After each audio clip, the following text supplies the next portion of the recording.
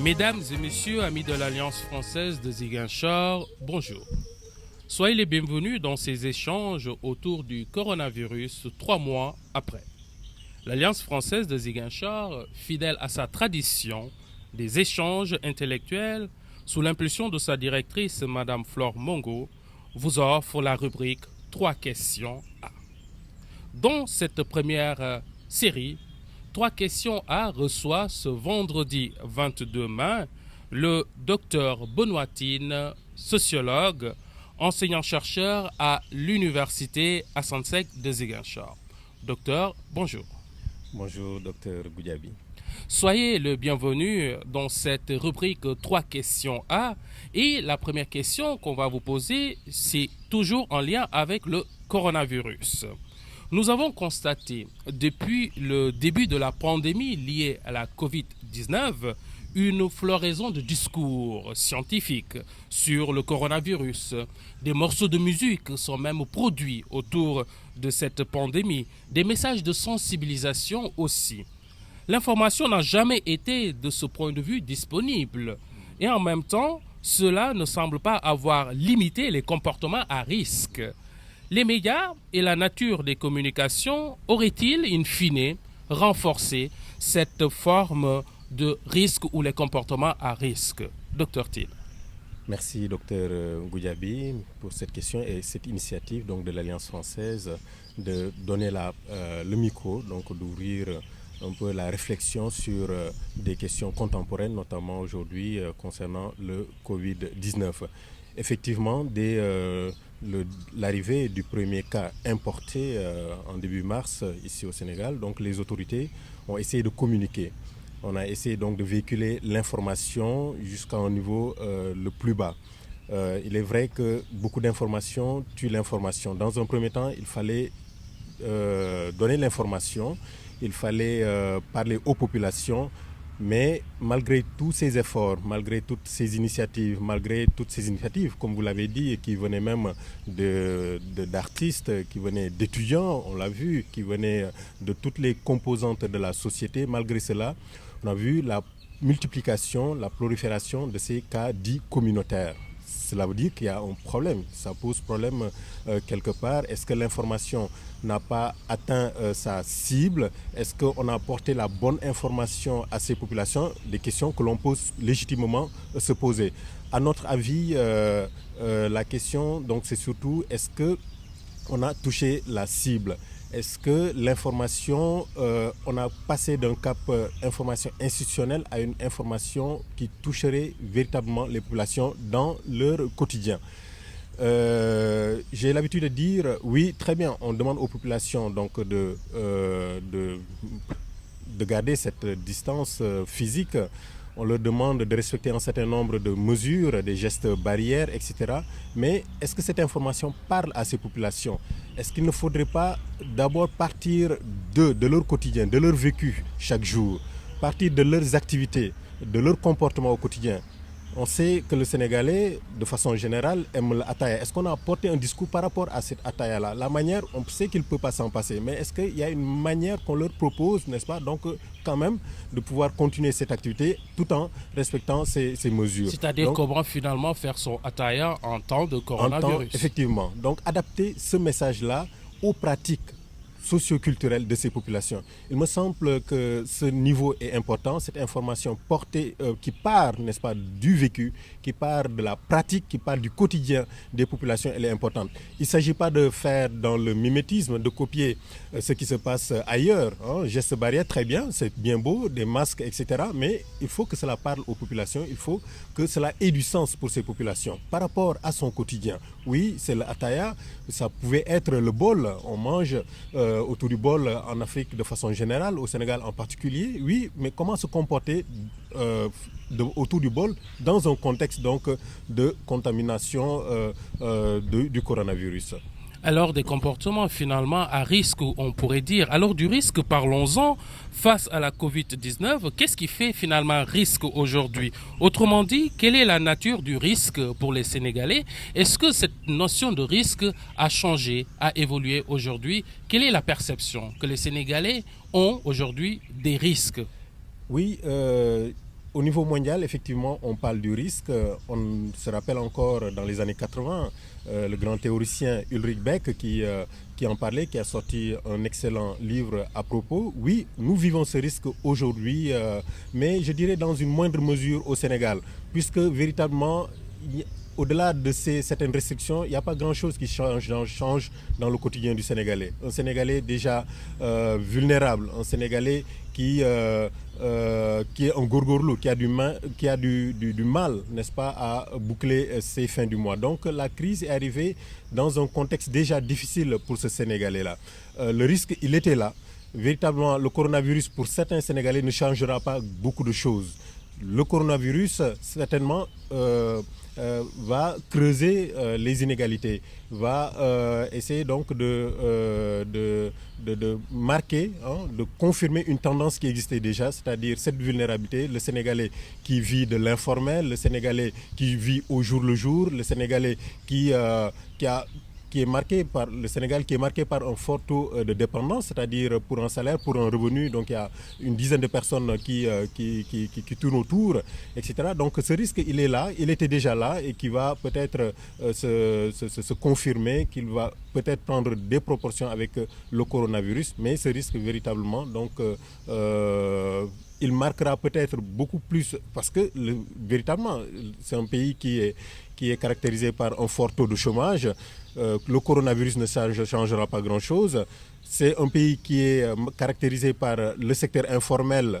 Le coronavirus ne changera pas grand-chose, au-delà de ces restrictions qui d'ailleurs commencent à être levées. Donc on peut dire que ce risque, que le coronavirus ne fait que confirmer une tendance, un risque qui est déjà là. De façon générale, nous vivons dans cette mondialisation, nous vivons dans cette société du risque et qu'on est, pour le Sénégalais, qu'on soit dans un contexte de coronavirus ou pas, le changement climatique, il sera là, il était là pour certains, à cause de certaines activités des hommes. Donc on voit l'avancée de la mer, la salinisation des terres, on voit le réchauffement climatique. Donc à ce niveau-là, certainement, pour le Sénégalais en tant que tel, cela ne changera pas grand-chose. On parle aussi de cette pollution atmosphérique. On parle aussi de ces... voilà. De façon générale, je vais dire que fondamentalement, il ne fait que confirmer ce coronavirus, des tendances qui existent déjà. Est-ce à comprendre du coup que le coronavirus vient s'ajouter à des risques déjà existants et de ce point de vue, les gens, ils ne vont pas l'apprécier comme étant un risque nouveau, un risque sanitaire. Et de ce point de vue, ça ne va pas fondamentalement changer les comportements. Est-ce que c'est ce qu'il faut comprendre? À notre avis, effectivement, ça ne va pas changer véritablement les comportements. Vous me parlez tout à l'heure des perceptions de la population. Les Sénégalais semblent être passés à autre chose déjà. C'est comme si le coronavirus, c'était le premier mois, le deuxième mois. Aujourd'hui, avec le Sénégalais, on voit que les comportements, ou les anciens comportements, reviennent sur la sellette, ils reprennent surface. Donc, c'est comme si le Sénégalais avait déjà tourné la page, parce que le plus important pour lui, et certains Sénégalais vous le diront d'ailleurs, qu'il préfère mourir de faim, enfin, qu'il préfère mourir de coronavirus que de mourir de faim. C'est-à-dire que les préoccupations sont ailleurs. C'est la survie au quotidien, c'est comment avoir sa dépense quotidienne donc pour assurer la survie de la famille. Et ce risque, oui, il peut confirmer une tendance actuelle, mais il semble être passé déjà à autre chose, c'est-à-dire le quotidien qui était déjà difficile. Alors, Dr Tine, quoi que l'on puisse dire, aujourd'hui, avec le Covid-19, nous vivons une crise sanitaire mondiale et on le sait, la Covid-19 est passée d'épidémie à pandémie. Est-ce que cette crise sanitaire pour le Sénégal n'est pas d'une certaine manière, ne va pas d'une certaine manière révéler d'autres changements au sein de la société, ne va pas révéler des formes d'inégalité, voire renforcer les inégalités déjà présentes dans la société sénégalaise? Oui, à coup sûr, il y a un renforcement de ces inégalités qui existent. Il est vrai qu'au début de la pandémie, on disait que on était tous dans le même bateau, que le coronavirus, n'est-ce pas, donc touchait toutes les catégories d'individus, toutes conditions confondues. Mais véritablement, je pense qu'il y a des inégalités aujourd'hui, des personnes qui sont obligées donc de survivre au quotidien avec ce fameux gorgorlou. Bah, pour lui, ce sera plus difficile que celui-là, que ce fonctionnaire ou une personne qui déjà donc a un salaire, a une situation plus confortable. Donc ça va creuser les écarts. Mais ce que le coronavirus ou la Covid-19 permet aussi de révéler aujourd'hui, c'est que le Sénégal, malgré tout ce qu'on a eu à entendre, tout ce qu'on nous a vendu comme discours autour de l'autosuffisance alimentaire, etc., on se rend compte qu'il n'en est pas grand-chose, ou peut-être même qu'il n'en est rien. Hein. On se rend compte qu'avec le programme Force Covid-19, le Sénégal était obligé donc de faire appel à des importateurs qui pratiquement pour les 100% ont été à l'extérieur pour acheter le riz, idem pour l'huile, etc. Donc on n'est pas autosuffisant comme on a pensé, donc, comme on nous l'a fait croire ou penser donc les mois avant. Ce que le coronavirus aussi a permis de révéler, c'est qu'au Sénégal, on a des ressources humaines qui sont de qualité, qui sont capables de rivaliser avec ce qui se fait de mieux dans le monde. On a des experts, on a des anthropologues, on a des médecins, des infectiologues, des infectiologues, donc des virologues, entre autres spécialistes que la maladie a permis aujourd'hui de révéler. Des personnes qui sortent de l'ombre, qui aujourd'hui donc sont capables de rivaliser, qui sont capables aujourd'hui donc de travailler comme les autres experts un peu partout dans le monde. Ce que le coronavirus aussi peut permettre de circonscrire, c'est cette tendance à l'individualisation. On sait que l'enfer aujourd'hui avec le coronavirus, l'enfer ça peut être l'autre. L'enfer c'est les autres, comme disait Jean-Paul Sartre. Donc il y aura des séquelles de cette pandémie aujourd'hui sur les comportements des uns et des autres. Des individus qui auront tendance à se recroqueviller sur eux-mêmes, qui vont pas véritablement se méfier des autres, mais qui vont faire attention, qui vont fermer à double tour, ils vont faire attention, fermer à double tour donc la serrure et véritablement parce qu'il pensera que le danger c'est l'autre, le danger viendra de l'extérieur. Alors docteur Tine, nous arrivons à la fin de cette rubrique 3 questions pour et aujourd'hui nous vous recevons ici dans les jardins de l'Alliance. Que retenir 3 mois après ce coronavirus? Que retenir, c'est véritablement que nous sommes dans une société où rien n'est sûr. Vous parliez tout à l'heure du risque, donc il y a cette question de l'incertitude. On ne sait, même les politiques aujourd'hui sont à cette image-là, sont caractéristiques de cette situation, qu'on est obligé de s'adapter par rapport à ce comportement, au comportement du coronavirus et que véritablement tout se fait au quotidien, au jour le jour. Et ça nous rappelle un peu le scientisme à l'époque qui véritablement se prenait pour une religion et qui était infaillible et qui pensait pouvoir tout régler. Aujourd'hui, on se rend compte qu'avec tout ce qu'on a, avec tout ce qu'on est, avec toutes les connaissances acquises les siècles derniers, que véritablement on n'est jamais sûr de rien du tout. Il y a cette incertitude-là qui certainement donc essaiera de modifier nos comportements, nous mettre dans une posture donc du provisoire et non pas du définitif. Oui, rien n'est sûr et nous sommes malheureusement obligés donc de fonctionner ainsi.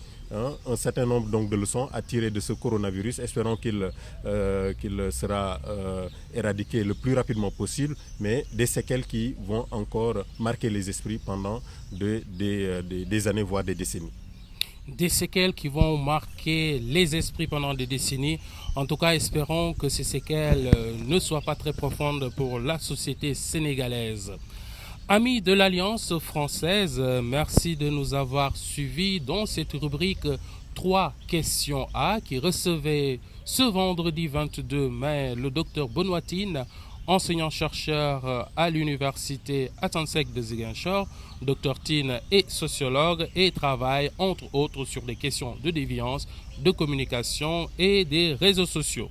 Restez connectés, prochainement nous recevrons Madame Aminata Diop, responsable de ENDA Jeunesse Action. D'ici là, prenez bien soin de vous.